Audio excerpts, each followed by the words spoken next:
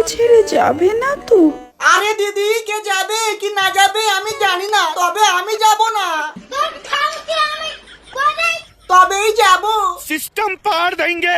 এই ভিডিওটা শুধুমাত্র এন্টারটেনমেন্টের জন্য বানানো ভিডিও, দেখবেন আর ঘাড় ফাটা মজা নেবেন, দয়া করে কেউ গায়ে মাখবেন না বাবা। কি ভালো তো, একটু খোঁজ খবর নিলাম। তো বন্ধুগণ, আমি রাজা, welcome to my YouTube channel local ছেলে। তো বন্ধুগণ, আজকের কথা বলবো এই দিদিকে নিয়ে। দিদির মনে অনেক কষ্ট। আহারে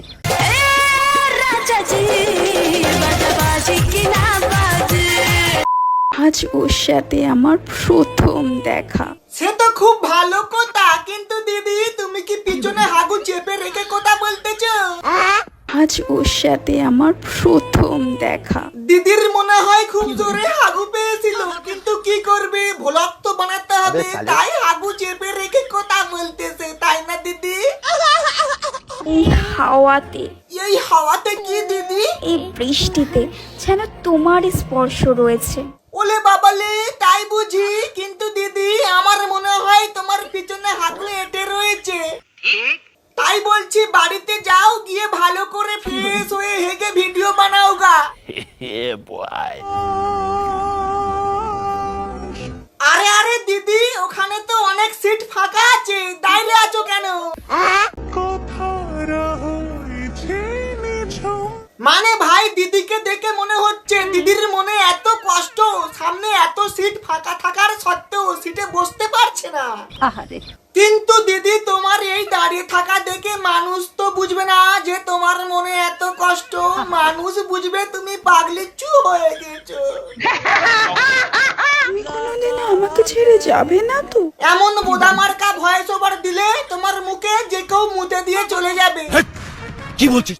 এই সিদ্দিক ভাই, তুমিও কি মুতে দিয়ে চলে যাবে তো? হ্যাঁ।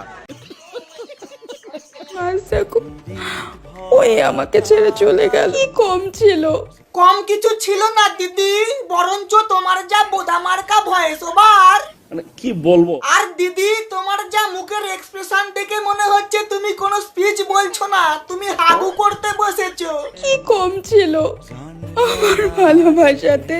কি কম ছিল দিদির ভালোবাসাতে? দিদি নয় একটু হাগু চেপে রেখে ভিডিও বানায়। কিন্তু মানতে হবে দিদি, তোমার ক্যামেরাম্যান ঘাসের ফাঁক থেকে ফুটোর অ্যাঙ্গেল বেশ ভালোই দেখতে পাই তো। কি কম ছিল?